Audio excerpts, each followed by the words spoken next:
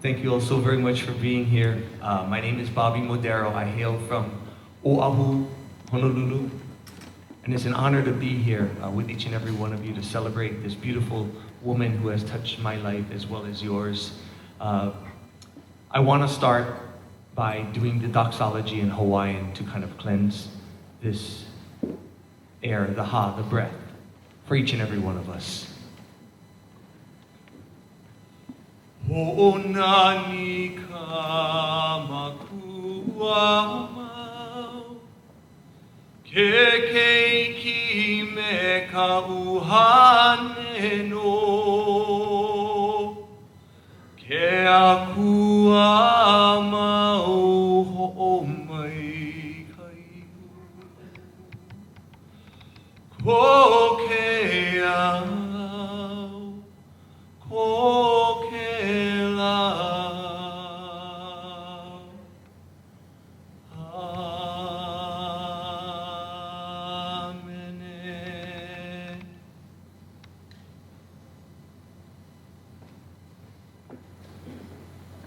Good afternoon, everyone.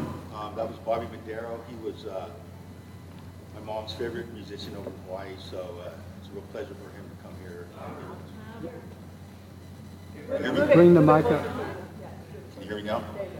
Okay, so Bobby Maderow was was my mom's favorite musician over in Hawaii, so it's a real pleasure for him to come here and be with us today. Good afternoon, everyone.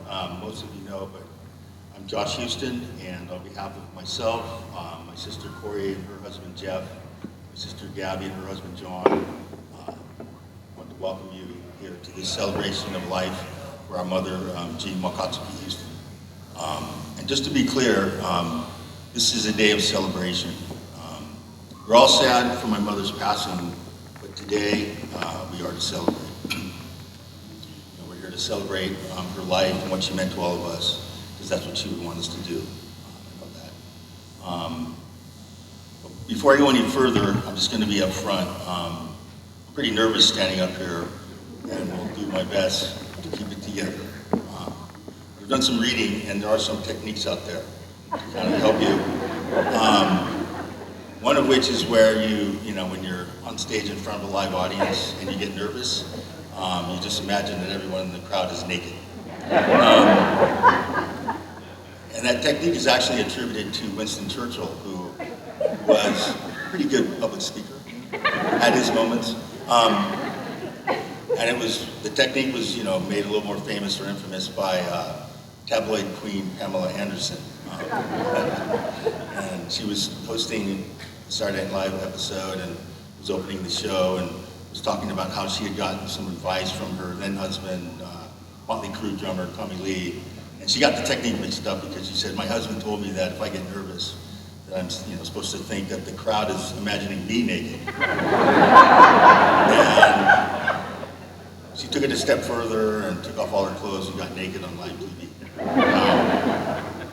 So I'm going to use that technique today, but rest assured I'm going to do the Winston Churchill version, not the Pamela Anderson version. And that's maybe, if you think I'm looking at you funny in the next few minutes, don't be offended. If I start giggling, don't be offended. It's just my coping mechanism. No, but seriously, back to the event at hand and celebrating my mother. But I want to acknowledge the members of the Wakatsuki family that are here. Thank you for coming. Again, we're here to celebrate my mother. And there's just so many things I could say about her. She was an incredible mother and an exceptional woman. She was exceptional in so many ways. She was exceptionally goofy, but she was also exceptionally smart. She was exceptionally kind and exceptionally generous. She was also exceptionally patient, like me, and that's a good example. And exceptionally perceptive. I don't know how many times she busted me when I was younger, doing something stupid, thinking I was clever. Not much got past her. And she was also exceptionally strong. and not in a physical way. She had this spiritual strength and inner strength. It's hard to explain, but it's like a quiet inner fortitude or fearlessness, you know? And she showed it throughout her life, you know. Her body of, her legacy and her body of work speaks to this, and just her writing the book Farewell to Manzanar, and all that followed because of it. But we saw it firsthand as a family, because this trait really showed up in the toughest of times and the hardest of times that we faced as a family. You know, when she was sick, facing cancer, she did so with, you know, eyes wide open. She didn't flinch. I mean, she didn't cower in the face of death.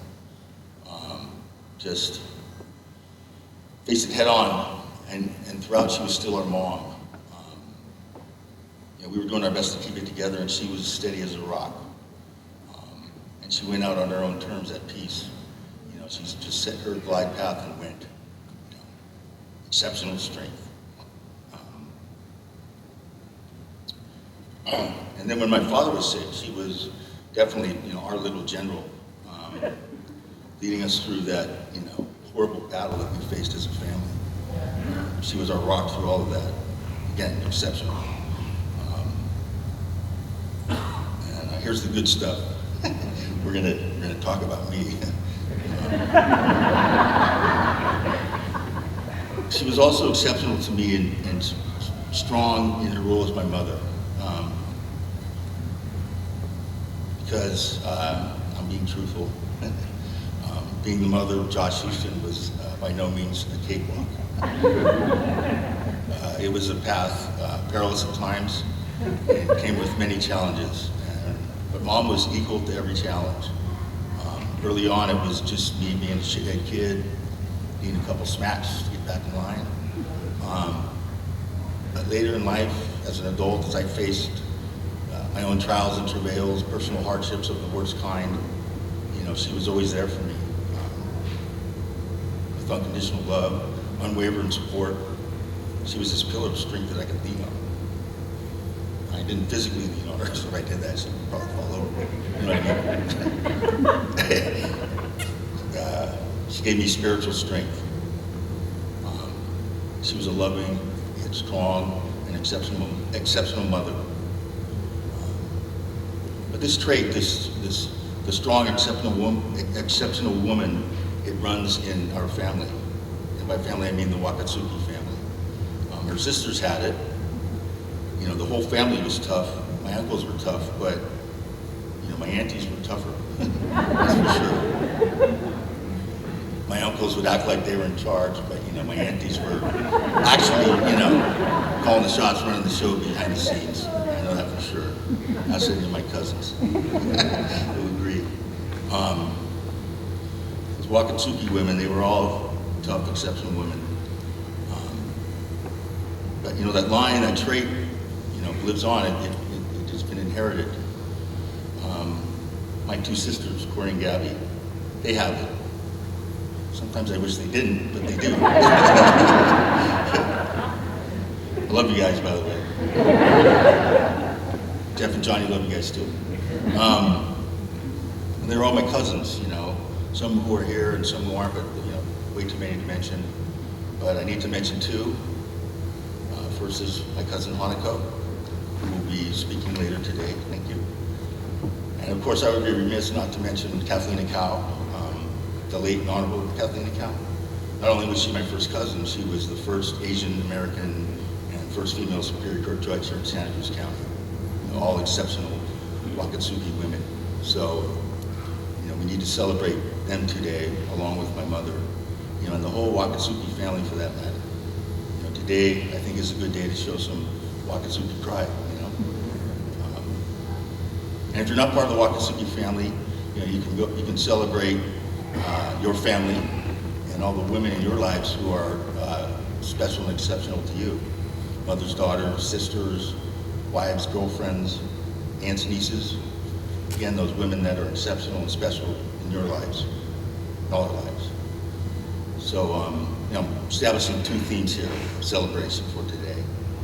And we're celebrating exceptional women special women in our lives, which I feel my mother embodied.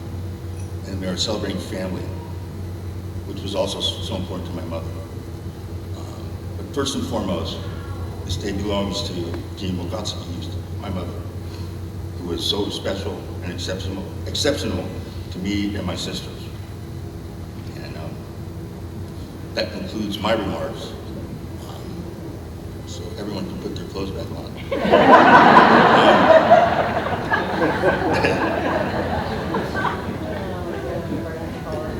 Again, I want to thank you all for coming, and I look forward to enjoying all of each other's company in this day of celebration. And now I'll introduce my exceptional sister, Gabby.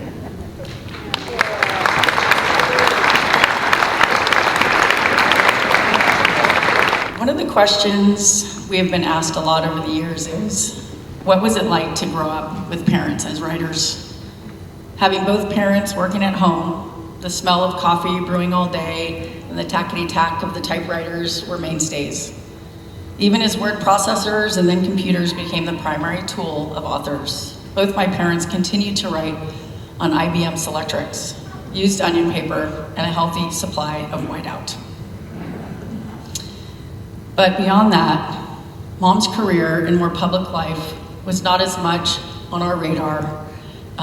Many of you know Jeannie as a writer, trailblazer, and advocate for social justice.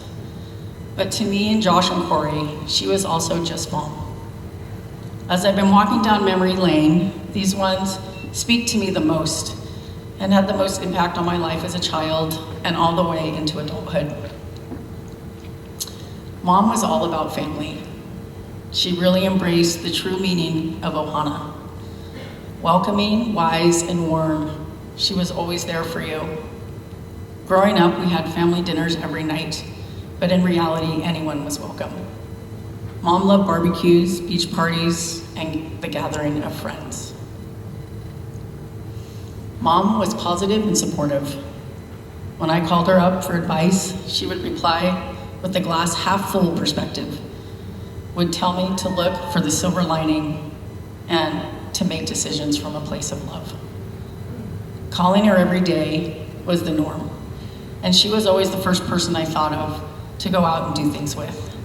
She rarely said no to any adventure.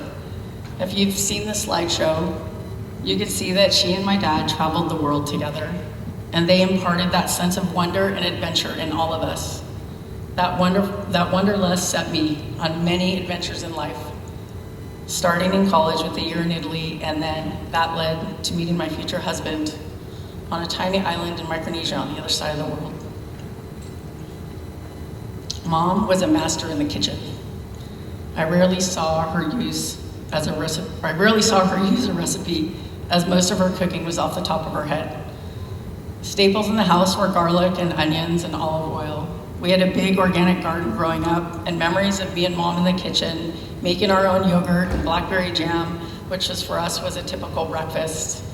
Canning fruit from the trees, picking green beans and cucumbers, and making our own pickles were the homemaking side of Mom that we saw. Mom was a sports enthusiast and also very competitive. She was an armchair quarterback and could yell at the TV just like the rest of us. Although she was a devout 49er and Kaepernick fan, I think she loved Patrick Mahomes even more. Not because of his quarterback skills, but because he was so good looking. Mom could name every player on the Golden State Warrior team, and when they won the championship multiple times, she loved Stephen Clay, but her favorite was Andre Iguodala. She even had a poster of Iggy on her window as you entered her house, and it said, Iguodala for president. Mom was very spiritual and always believed in a higher power. Growing up, when we were sick, we not only rubbed Vicks Vapor Rub on our chest, but Mom would lead us through visualizations of spreading healing white light through our bodies. Spirituality was a natural part of Mom's essence and was woven into everything she did.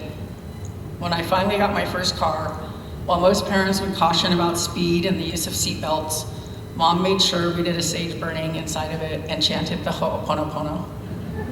For some background, the Ho'oponopono is a Hawaiian prayer, which roughly translates to sorry, forgive me, thank you, and I love you. It is used when moving things back to balance.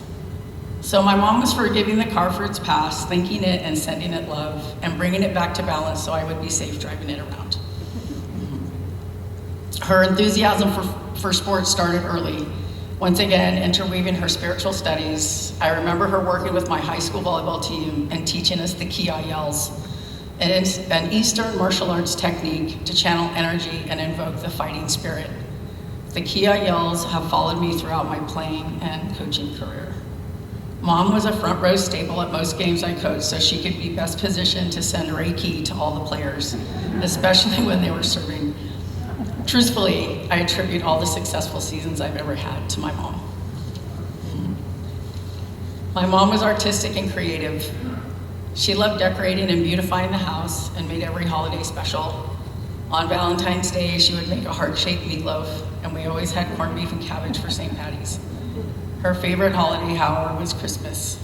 She made the Christmas ornaments and our stockings when we were kids, and some 60 years later, we still hang her handmade ornaments on the tree. This past year, when it was looking like Mom might not get to enjoy the holidays, we accelerated the holiday season and celebrated Thanksgiving early, then quickly transitioned to Christmas at the beginning of December. Her eyes would light up to see the decorations, smell and enjoy the food, and wanted to be where she could rest right in front of the Christmas tree. She was surrounded by white lights, poinsettias, and everything she had made that also made special our Christmas for us. Mom was the kindest and sweetest teacher. She always led with love, and that made her the best teacher for how to navigate life. She always said to come from abundance of love, money, and joy. In her study on the wall are displayed sayings, pictures of friends and family, Christmas cards, invitations, addresses, and phone numbers of all the special people in her life. She showed us the way until the very end, and in so closing, I would like to read one of the handwritten reminders for how she wanted to live. Keep your heart open and soft. Be in love with life. Stay in love all the time. Treat everyone like they are saints. See the divinity in them, and they will see the divine around you. And now, a dear friend of the family, we welcome Jeff Dunn.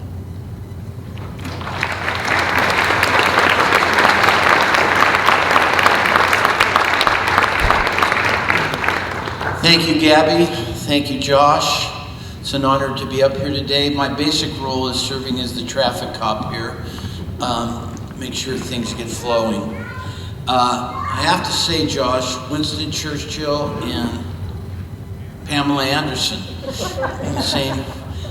I was thinking, in the 70s, I saw everyone in this room naked at a party one time.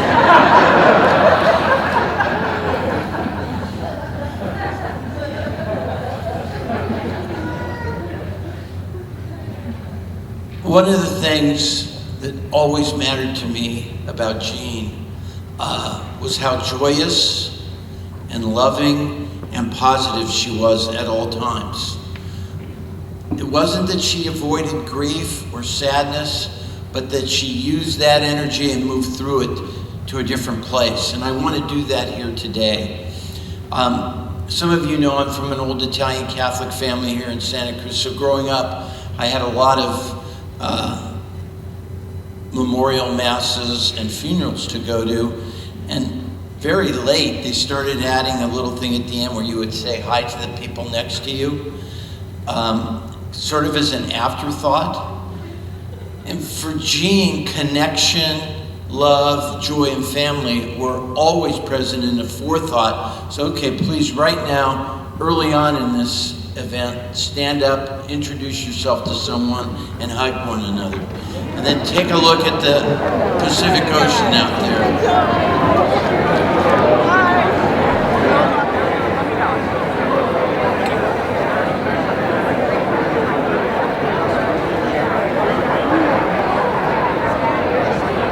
All right.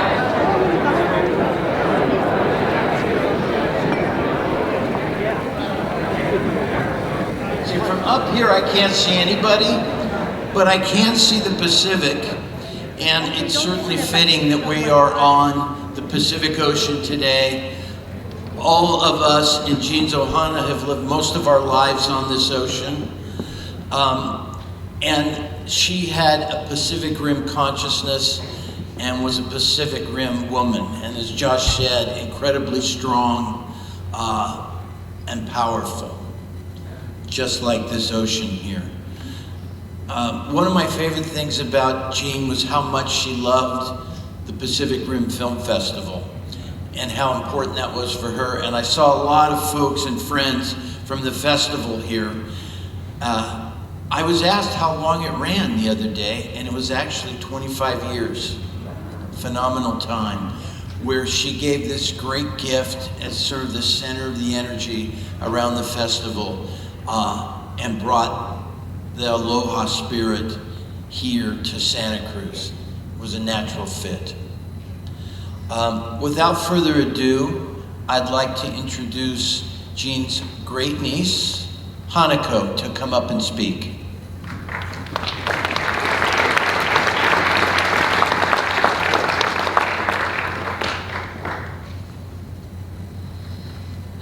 Aloha kakao. Thank you, Corey, Gabby, and Joshua for inviting me to say a few words. So my relationship with Auntie Jeannie evolved throughout my life. She was first introduced to me as a photographer who took one of my favorite pictures of my sister bottle feeding me as a baby.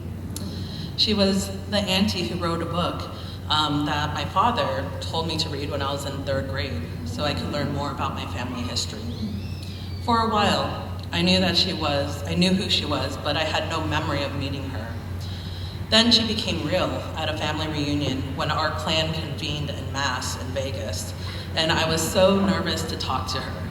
I think I was in high school, and she was this prominent figure in our family, who I didn't personally know at the time.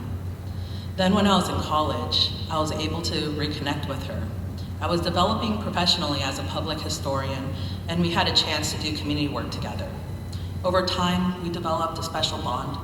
She was also a great travel buddy, and I was able to take her back to Manzanar after 40 years since the filming of FAREWELL to Manzanar.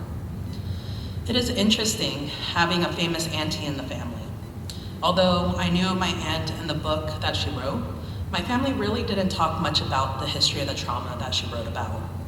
I had this disconnected understanding of FAREWELL to Manzanar.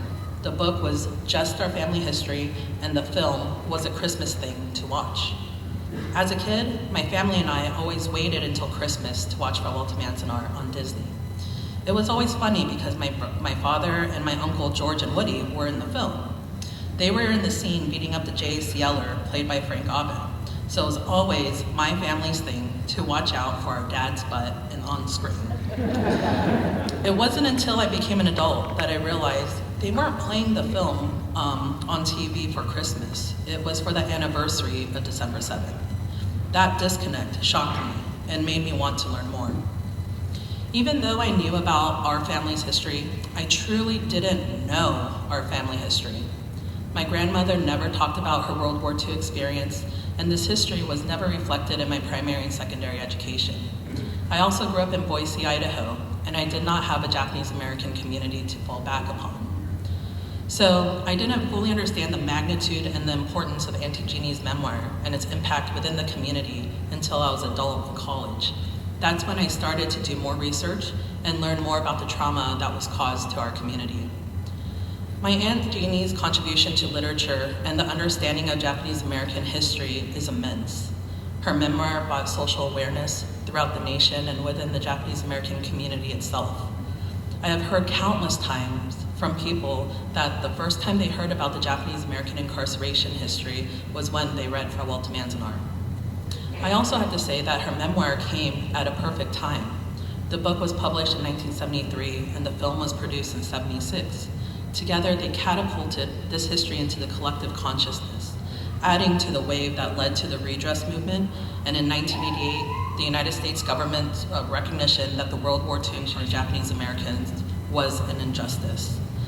My aunt not only used her voice to uplift the Japanese American community, but she also supported me in my work to preserve the Japanese-American World War II incarceration history with my work with the National Park Service and at the White House. She supported me in honoring our family's experience at the highest levels of this nation. Auntie Jeanne gave so much to her community, and it means a lot to me that we have our community here to send her off with love. Auntie Jeanne, okage-sama de. I am who I am because of you. Thank you.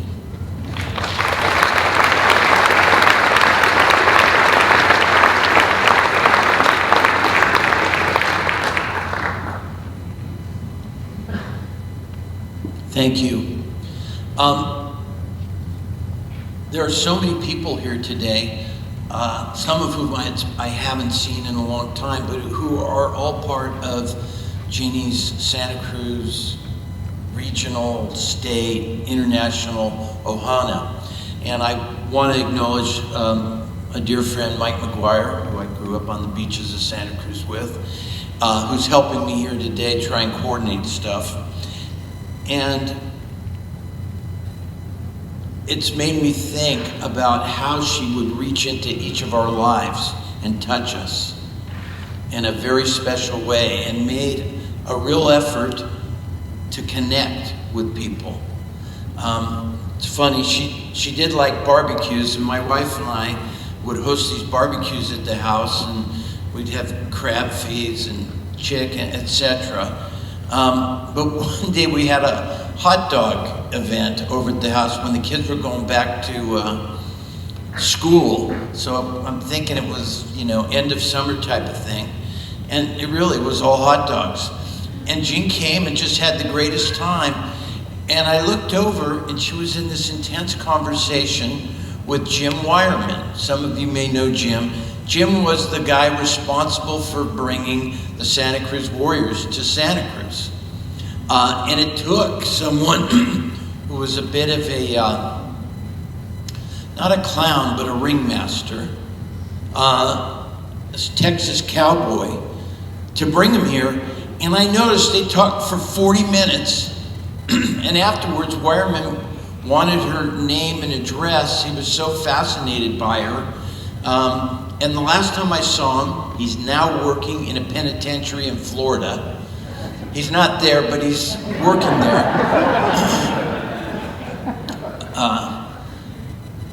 First thing he did was ask me about her. So, phenomenal connection.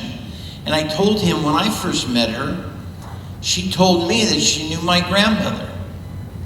Okay, some of you did know my grandmother here. I've got sure-tell cousins here. But my grandmother was in two places her entire life. She had a spot at the wharf she sat at, and a spot at home. She liked to have a beer periodically, but she was not a social beast. And Jeanne had this memory of her and said to me, she reminded Jeanne of her mother. I went, wow, okay, I get it. And then Jeanne went on to explain how her family had been involved with fishing, and that her mother had actually worked in a fish cannery. It was like those deep connections that were very, very special to her. And she loved it when they got reincarnated on the screen. Her love of cinema and how important that was to her. Friend of the family. And I first met her in my early 20s. She and her husband, Jeff Tagami, were two of the most important poets to ever come out of this region. And I fell in love with their poetry and their work and their community activity. Jeff Tagami passed away a few years ago, sadly at a young age. And of course, when Jeanne lost Jim, she became a widow, and so Shirley and Jeanne formed a special bond. Without further ado, I'd like to bring up Shirley Ancheta.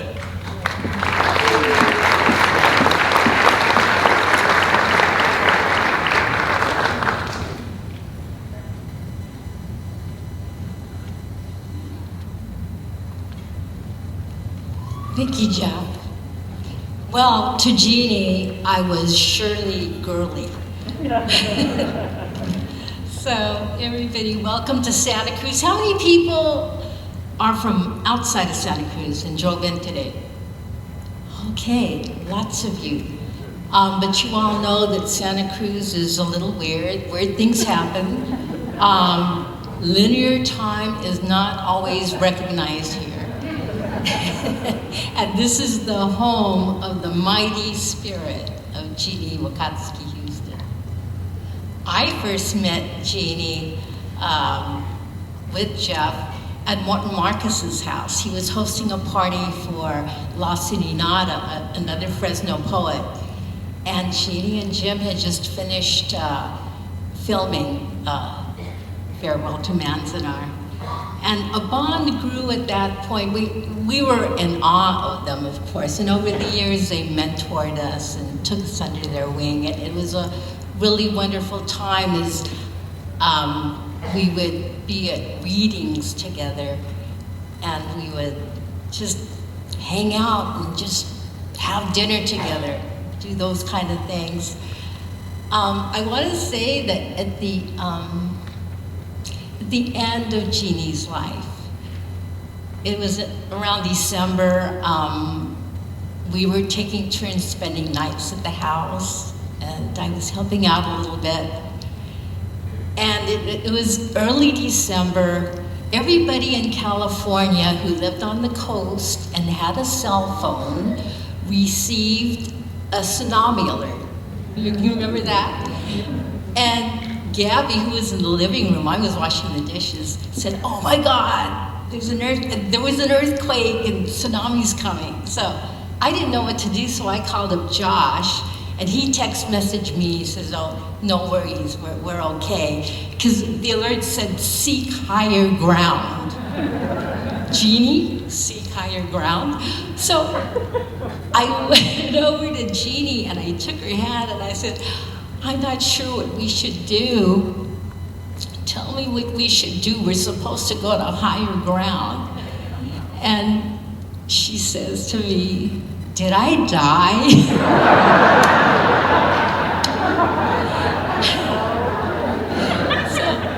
So that day, there wasn't a tsunami.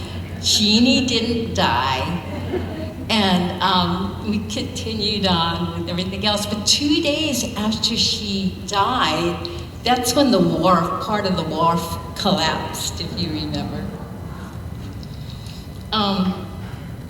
So Jeanne is with us everywhere. She's in the ocean. She's up there in the sky, and she indeed is on higher ground.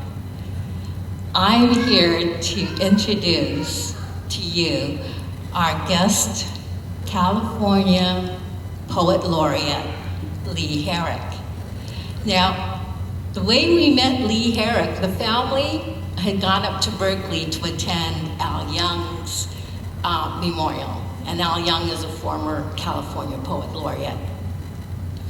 And Lee was speaking that day.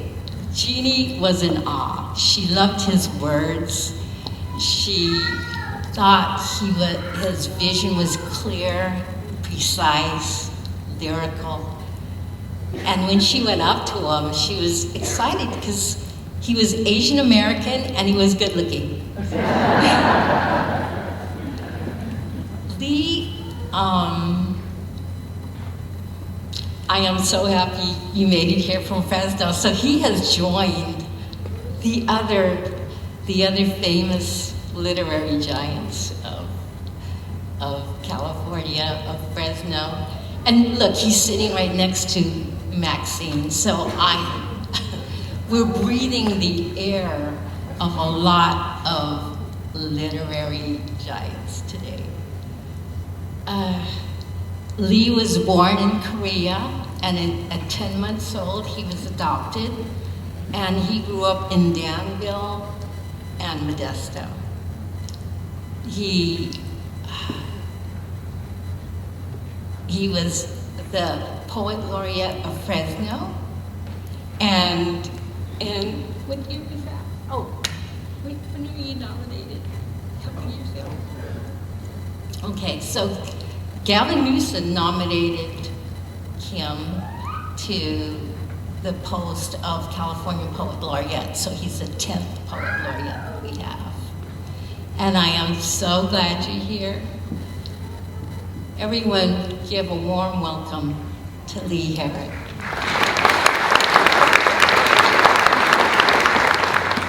Thank you, Shirley. My heart feels incredibly full. As Bobby mentioned, I'm also deeply honored to be here, and I'll tell a story and my thought when I met Jeanne in a minute. But I wanted to just say how happy I am to be here to celebrate the life of this remarkable woman and, in my opinion, national treasure. So I was born, as Shirley mentioned, I was born in Korea sometime in late 1970, and I was adopted into a white family. I was raised in Danville, not too far from here, and my mom was an artist, kind of a free spirit. My dad was a finance guy. My adopted sister is a teacher and an educator. And I was maybe a little bit like Josh. I don't know exactly what you meant by your youth. But for me, you know, soccer was everything, video games, riding my bike out in the field. But it was also very much accompanied by a sense of loss and sadness and grief and trouble. Maybe it was typical adolescence, but it had to have been compounded by my adoption. And it was in college when I discovered a lifeline, when I was wondering who I was and why I was in this country and why weren't there people like me and why are they telling me to go back to this country. I found a lifeline in Jeanne's memoir. It changed my life. Telling you it changed my life. I can remember the minute my professor assigned it and my blood started to race just by hearing the title and her name. I was in my early 20s and I can remember it very clearly. And then as I read it, I know I was changed. Not just as a writer, I was starting to think, could I write poems? And I felt that encouragement from her, but also she impacted deeply how I see the world. So when I met her, it was a beautiful space, and I saw across the room, and I started to get nervous. I said to myself, I think that's Jeanne Wakatsuki Houston, you know. And she started to walk over. Shirley was with her and some family.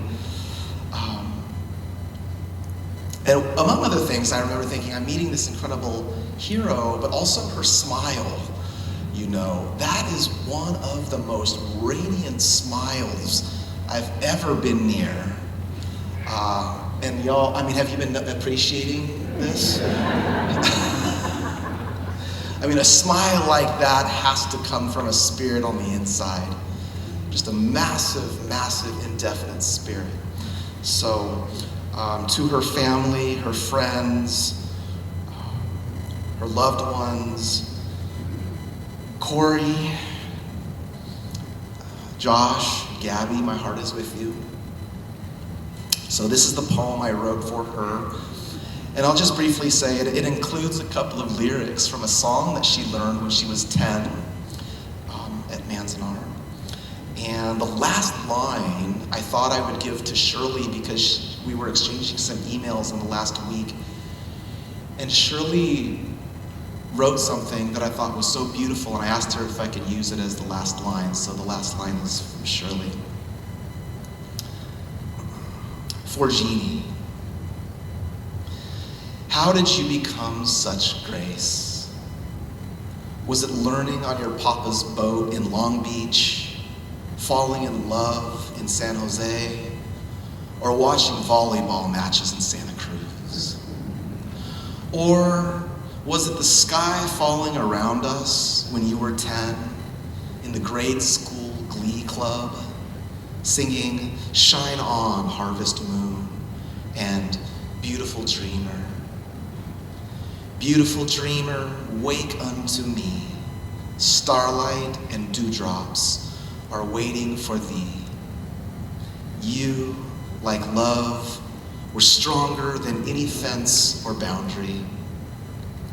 You showed us how to imagine what we all have, the freedom inside of us. Your light changed us all. Your smile, your ocean-sized heart. Hero, dreamer, queen, may you rest in peace and beauty. We will always remember you, holding up the angels and lights in the sky. Thank you.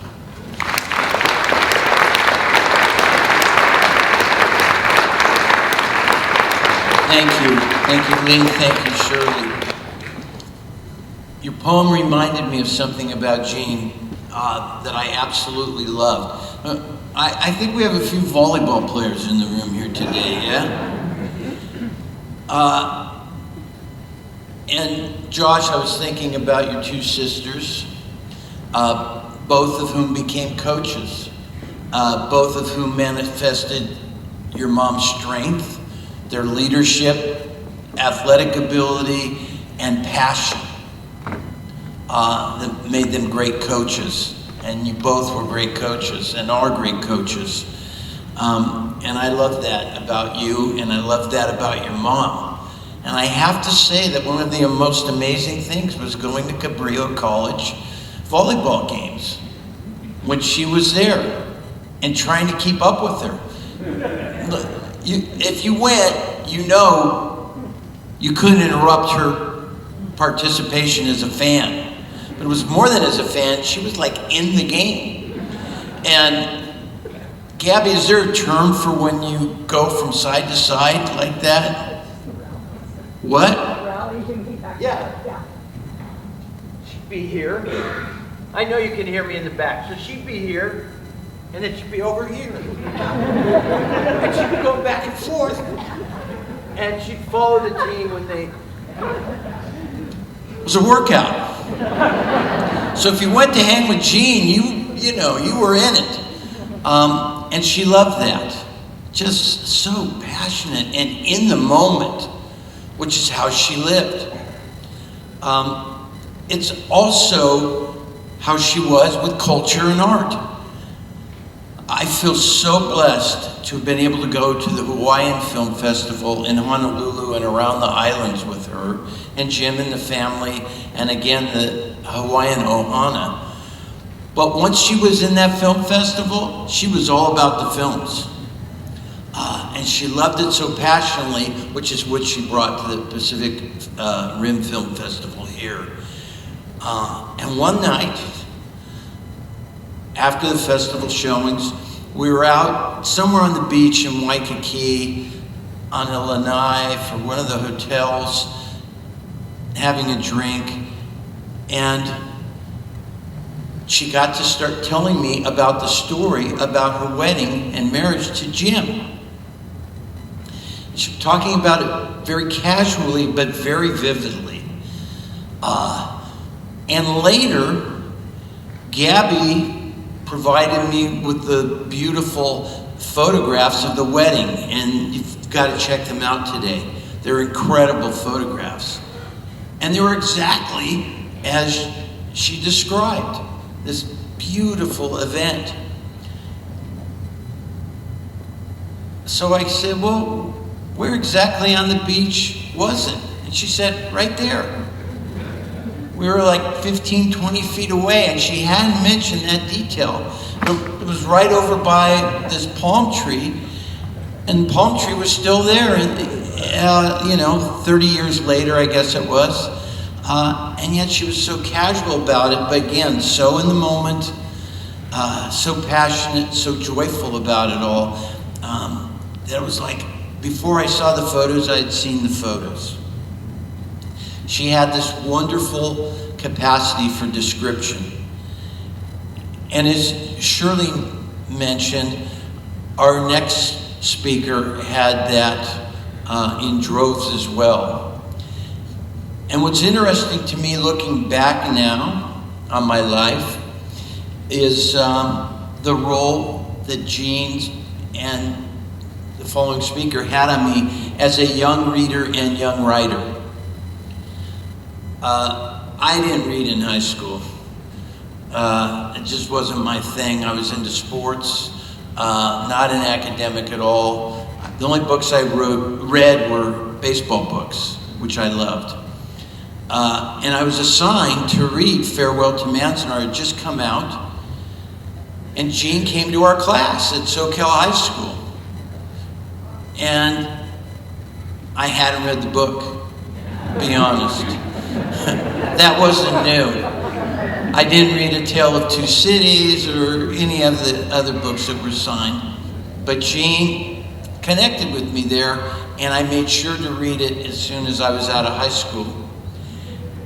And I think it was she who recommended, because of my attachment to the Chinese American community, which had been fueled in part by Cabrillo College professor Sandy Leiden and his research on the Chinese American community, and my family's own connection to that community. That's what really was passionate, being fishing families, etc. And these two Asian American writers were my first introduction to the literature of California, which still moves me so powerfully today. This woman, among other things, is a Pulitzer Prize winner, but really a dear friend of Jeanne's, her and her husband Earl, part of that inner OHANA, and so I welcome Maxine on Kingston.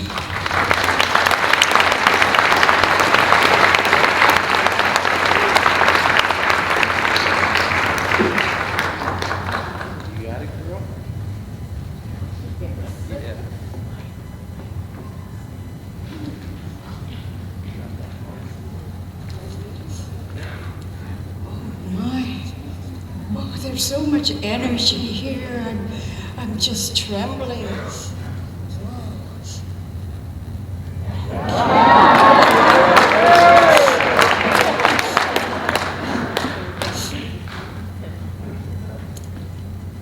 You know, sitting here with this picture of the young Jeanne at Manzanar, and then hearing you, Lee, read those song lyrics, something just came to me, a memory of a time with Jeanne, and she had this bright idea just came to her.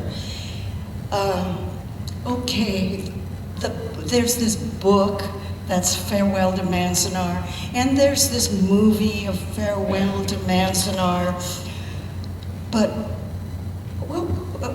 those were like really serious and tragic.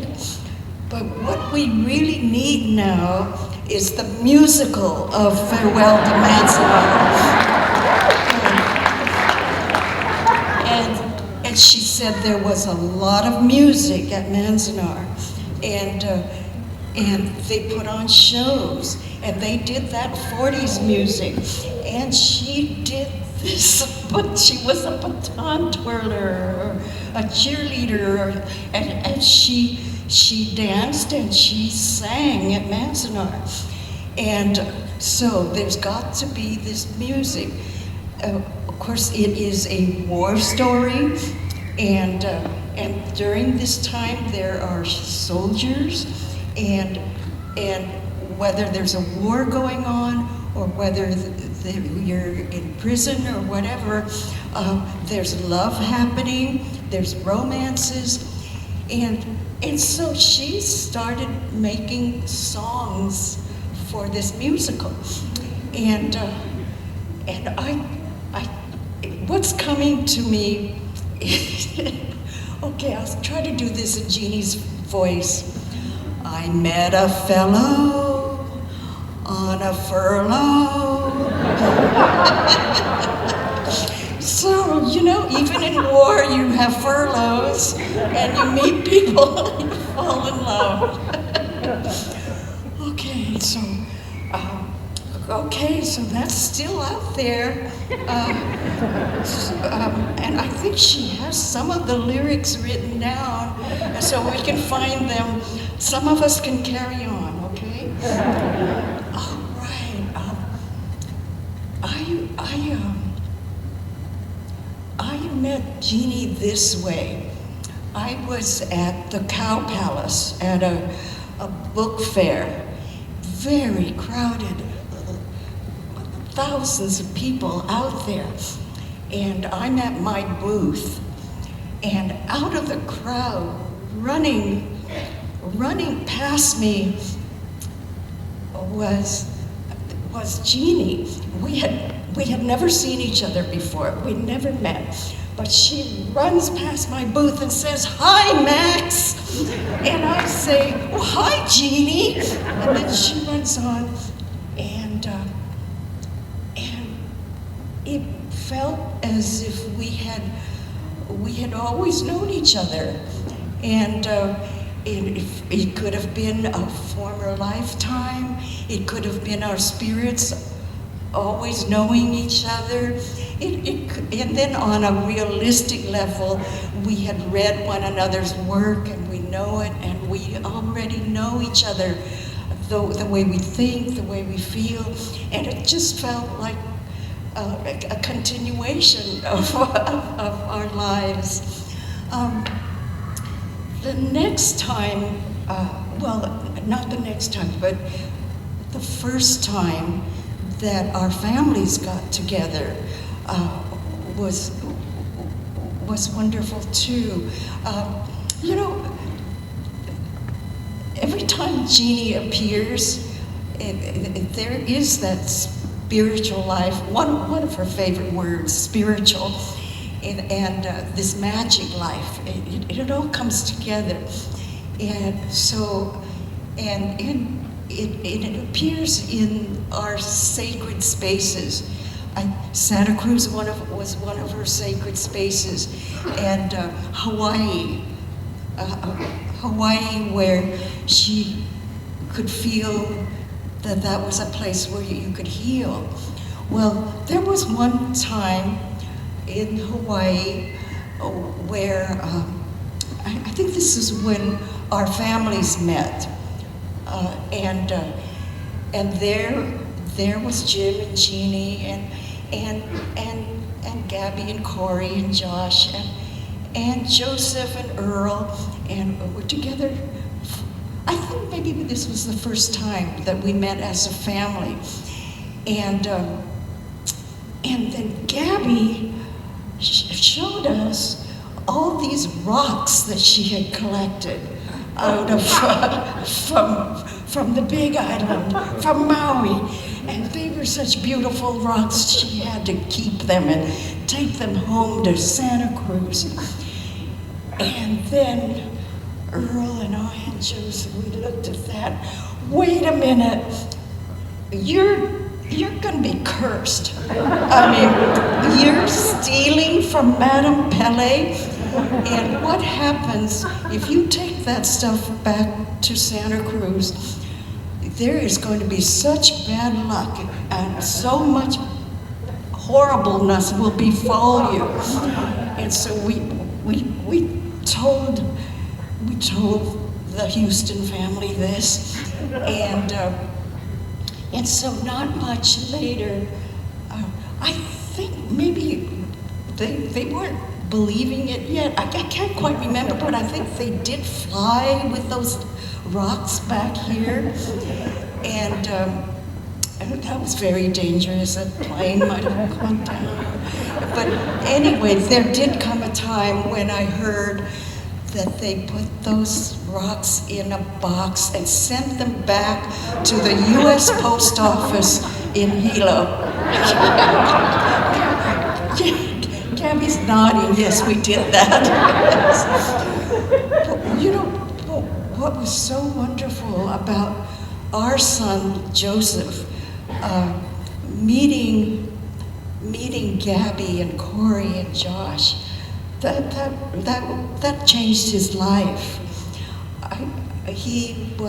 There was a lot of pain in him, and I think he was trying to get straight with being a Hapa, and there he met these 3 Hapas, and they are wonderful. They are powerful. They play volleyball and they surf, and you know, after meeting you, he became a different person. He was more confident, and maybe more belief in the good way of being a Hapa person. Okay, then, you know what I want to do is, I just want to talk about the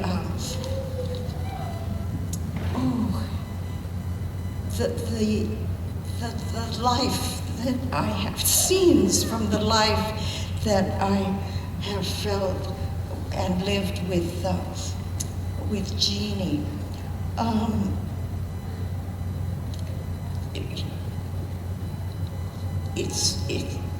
You know, talking about a family, meeting family, and Jeanne expanded that family so that we are not just separate families, but we are OHANA, as we in this room are OHANA. And it comes from her way of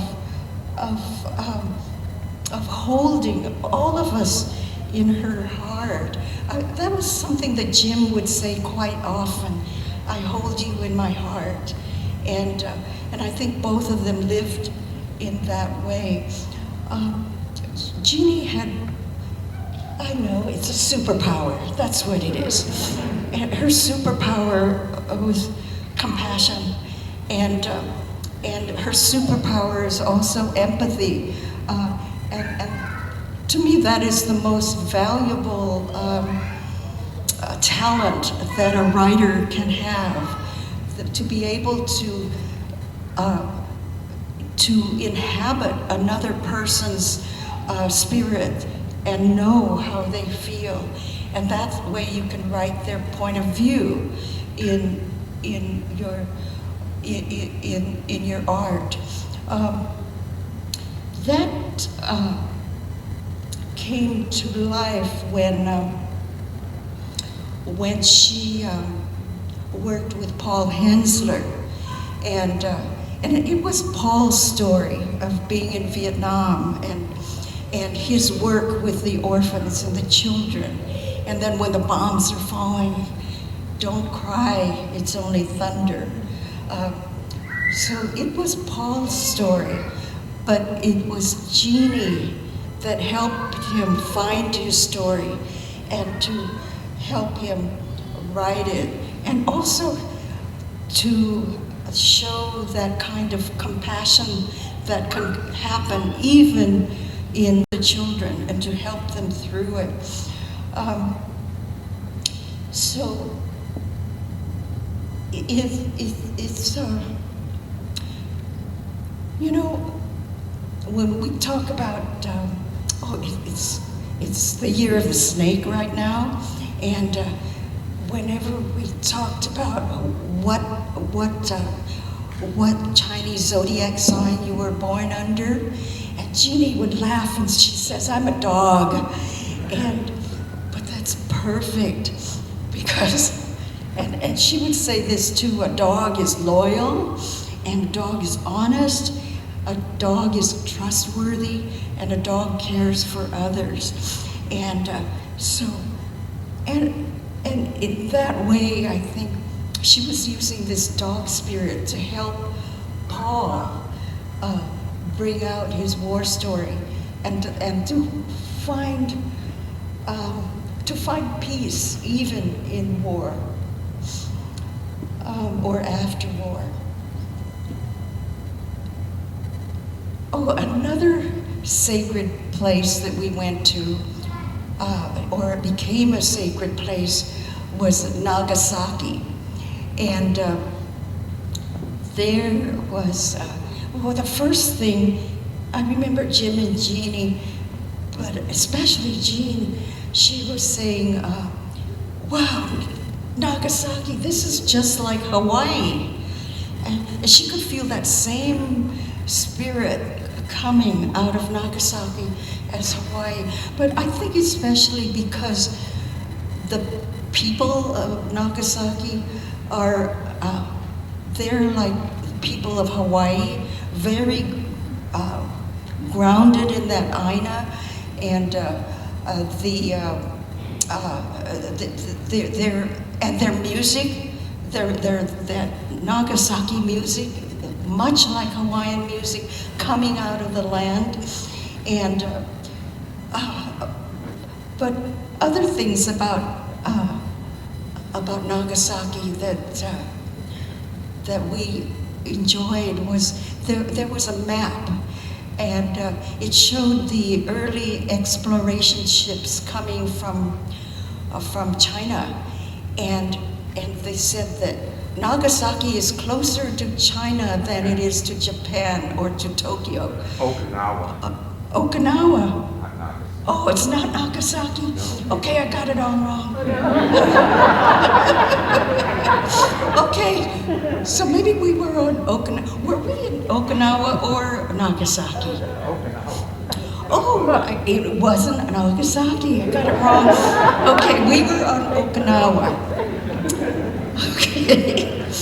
Okay, but the ships were, and what they were showing, they were not ships that were carrying weapons. They were ships that carried art and culture and writing and then we saw that connection. And so there would be this Japanese, Hawaiian, Chinese, Santa Cruz, and it's all, and we could feel that there. But I do remember something that happened in Okinawa that impressed all of us. We went into this bar and or wine house or whatever, and what we saw was there were drums of sake, and we learned that what happens is that when a couple gets engaged, they go there and they buy a drum of sake, and they write their wedding date on it, and then 30 years later, the couple can come in and drink that sake. And we were very impressed because all four of us have been married for a long time. And that means that if we had done this, we would have been able to drink our sake. So it was a nice way for the four of us to celebrate our weddings. Okay, let me see. I have notes. Okay. Oh, talking about Farewell to Manzanar.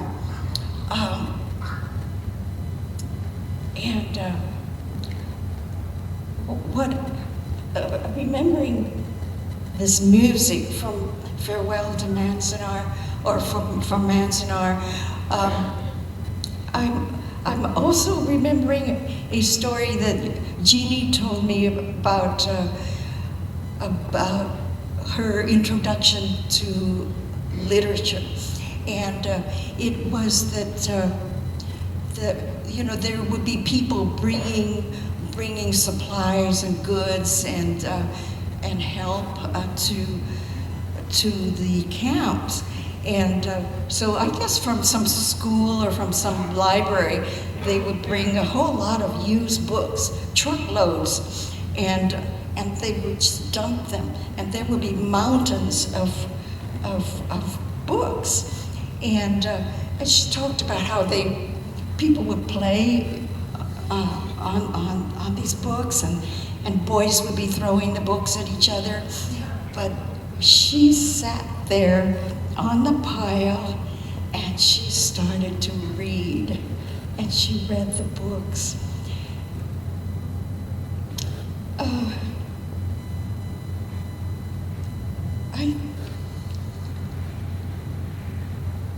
I think that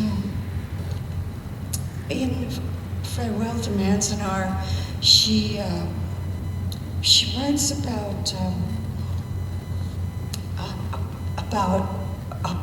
private lives, feelings, relationships, and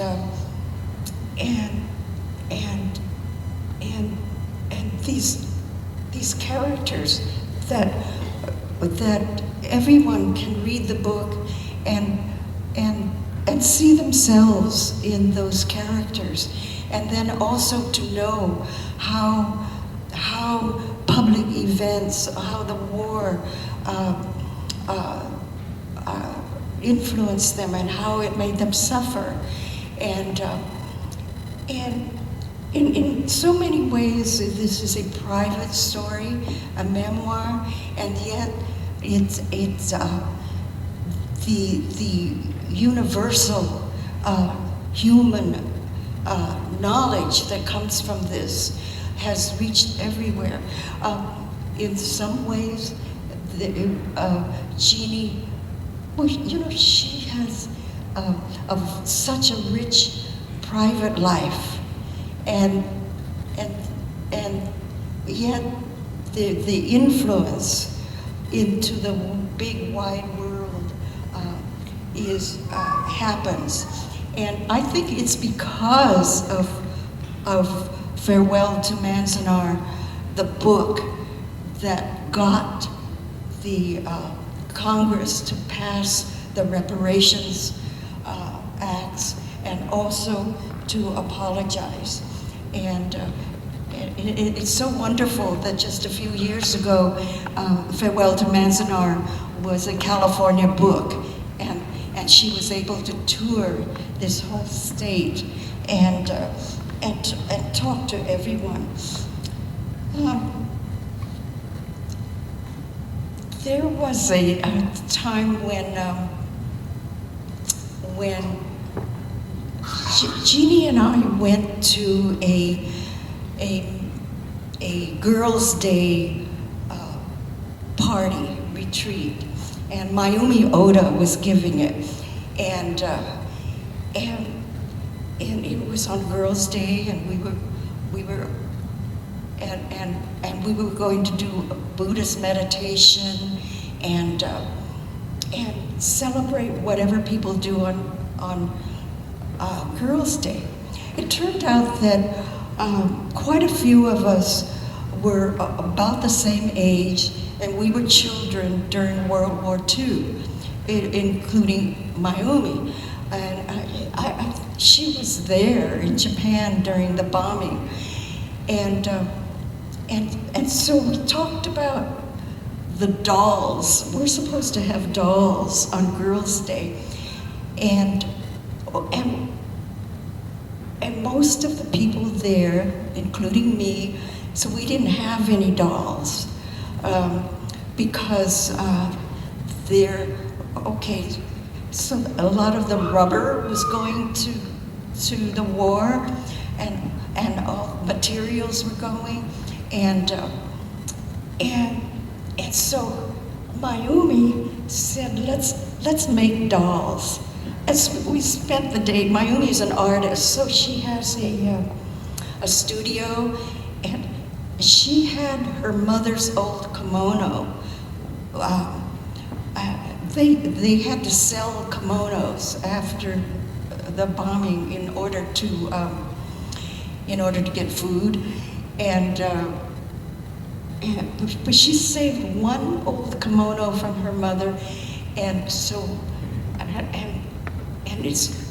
we cut it up and we made dolls, and so also at this retreat we had meditation, and and it was eating meditation. And so we were to eat in silence and contemplate where this food is coming from, and including all the people who had worked on it, including the water and the earth and the sun, and we're to be quietly doing that as we ate. And so Jeannie is chewing, and then she's crunching, and then she laughs, and she just laughs in the middle of all this silence, and it is that wonderful laugh.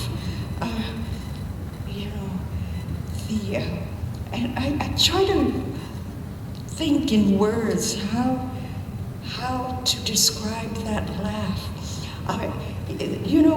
Sometimes when we're having maybe a relationship problem and we're talking about it, and then Jeannie would go, well, oh, that's your soap opera. And then she'd laugh. And so I'm trying to, I think that laughter, she's laughing about human behavior. She's not laughing at it. It's almost like enjoying human behavior, and it's sort of like the happy Buddha laugh. So I think it was okay that she just broke out laughing at meditation. Okay, so it's I think that Jeannie lived at a high plane, but she also lived on this earthly plane very fully in both. And I think that all came out,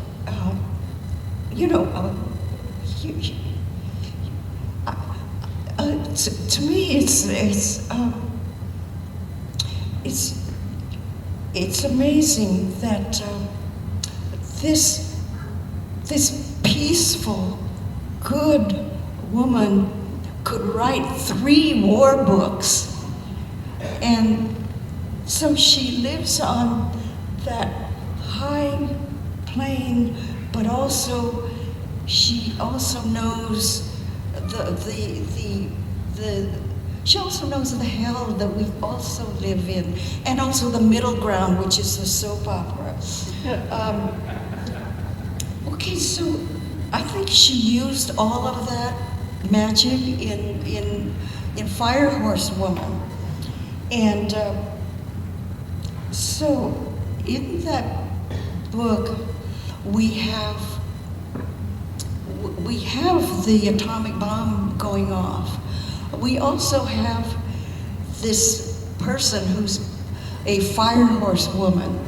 To this day, people have fewer children during Fire Horse Year, because to this day, there is this belief that women born in the year of the fire horse are going to be terribly unlucky.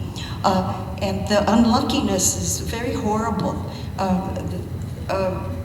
Their wife, let's see, a man who marries a fire horse woman will die, and she will be a widow. Okay, so in the book, to escape all of that Japanese stuff, she comes to America, and Jeannie is so, she knows our history, and she knows what comes out of the land, the sacred ground. So in Farewell to Manzanar, she knows what Indians lived, what tribes lived there. And in Fire Horse Woman, it's a Paiute that is there. And so she brings all of these stories together. The atomic bombs go off, and they go off in the land of Amaterasu, the goddess of the sun, the goddess of the fire of the sun. And it's somehow an expression of Amaterasu, the same way that Pele is an expression of the islands. But Jeanne knows how to bring all of this together in her wide vision.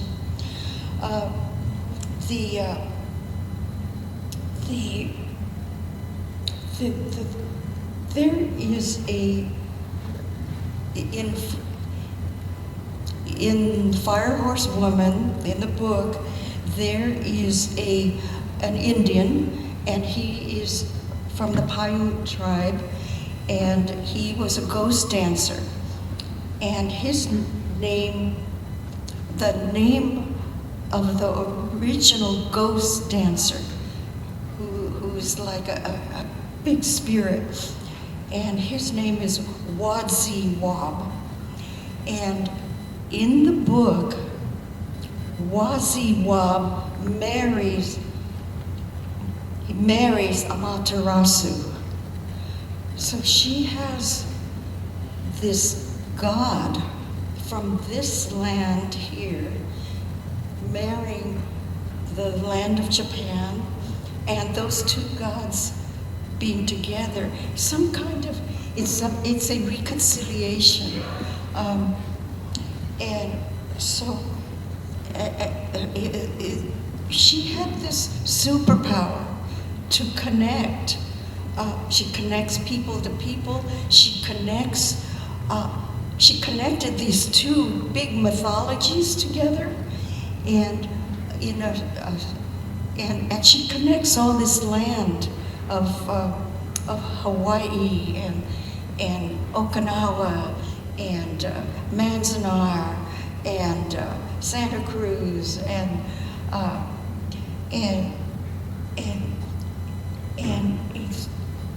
things get connected spiritually, but I think in reality, when we embody all of that spirit and then we connect. Okay, I'm going to tell you something that happened between me and Jeanne that is spiritual and also physical.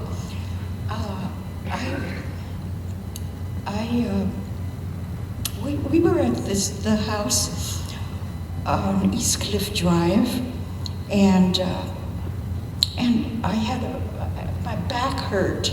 I had a really hard pain in my back, and when I couldn't stand it anymore, I told Jeanne that I had it, and she says, "Oh, let me give you some Reiki." And so I just lay on the wooden floor, and she put her hand on me over the spot where it hurt, and she just carried on the conversation with other people. It wasn't like any spell or anything.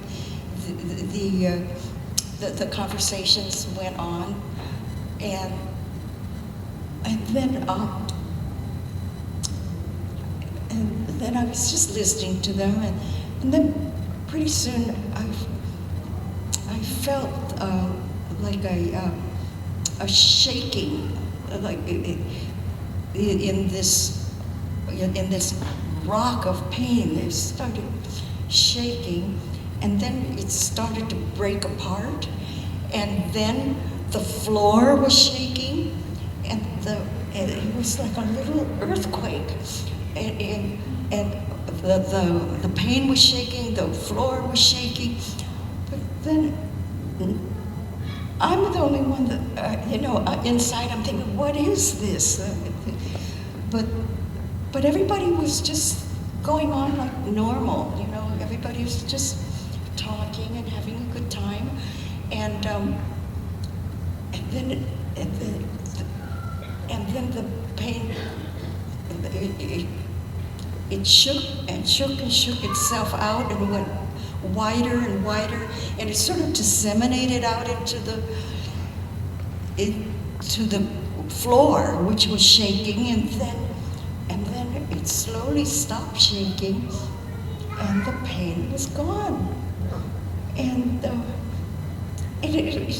but then Jeannie and everybody else just acted like normal. It wasn't like wow, magic or strange or anything. So I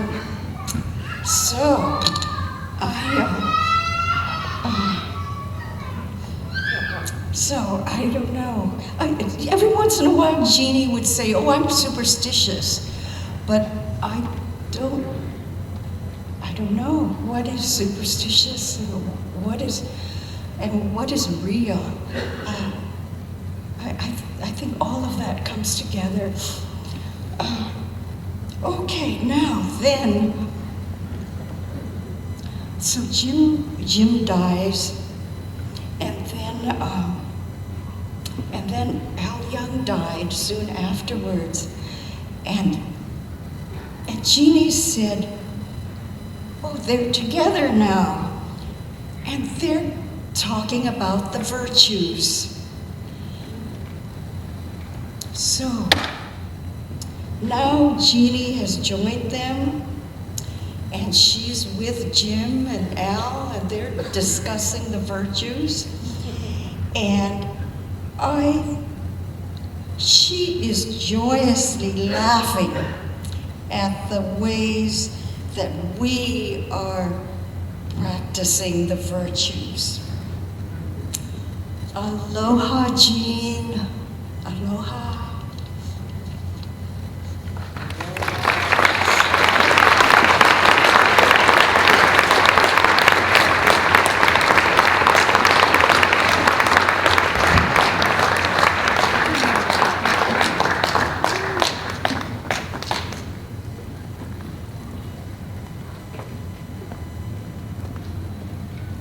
Thank you, Maxine, for sharing that. That was beautiful.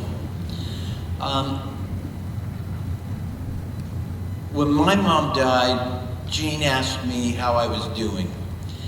And she said, she called me Jeffy. Jeffy, how are you doing?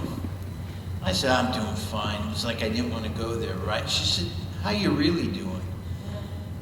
And I said, well, I feel like a train has just gone through my chest.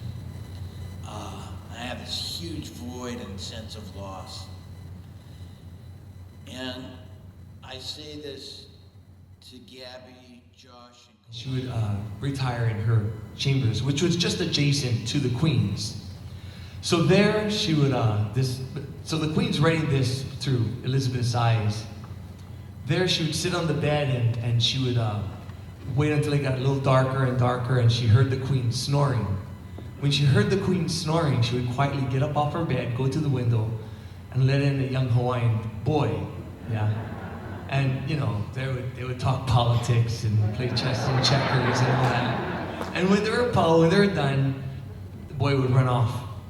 Well, the Queen knew what was happening in that room next door, but instead of getting them in trouble, she commemorated that love that was happening in that room next door by calling this gentleman, which she formerly never met, Sanoi. Sanoi is a mist that gathers in our mountains prior to a rain.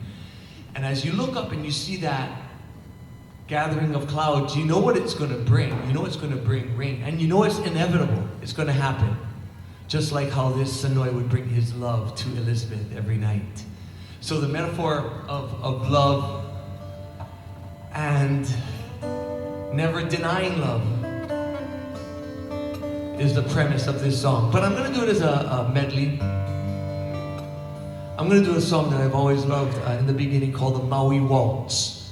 So I start with that, and then we'll segue into this beautiful song for you, Auntie Jeannie. I love you. I hear the Maui waltz brings back memories. I hear the Maui waltz and you are haunting me.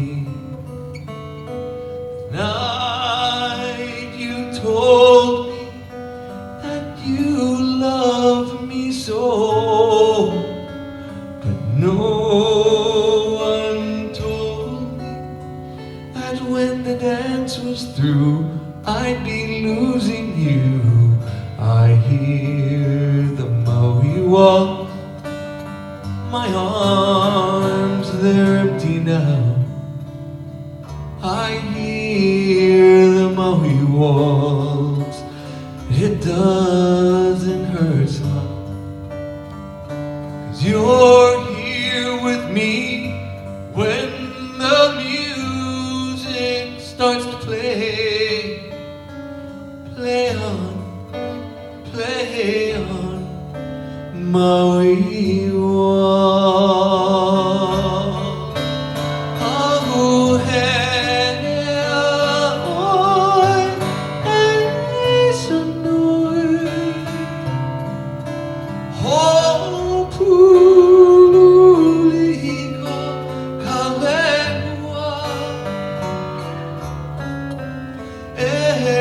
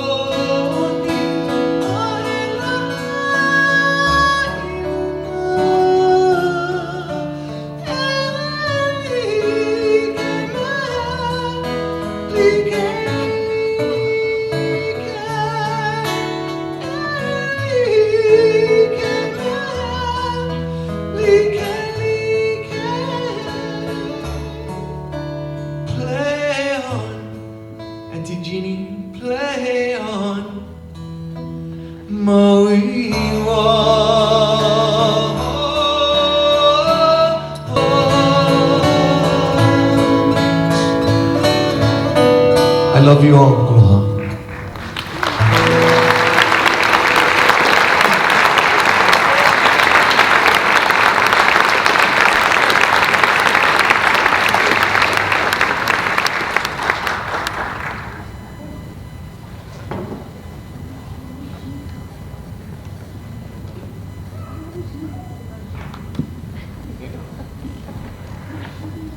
Okay, on behalf of Jeanne's family, we'd like to invite you all to go back in the sunroom, celebrate Jeanne's life, feel her joy and spirit. Josh, clothing optional. Gabby, my notes got taken. What's the name of the table? The Omiyagi table is back there. Gabby especially asked me to have you all check it out. And once again, let's all share Jeanne's love, not only with her, feel her in our hearts, but share it with each other. Thank you.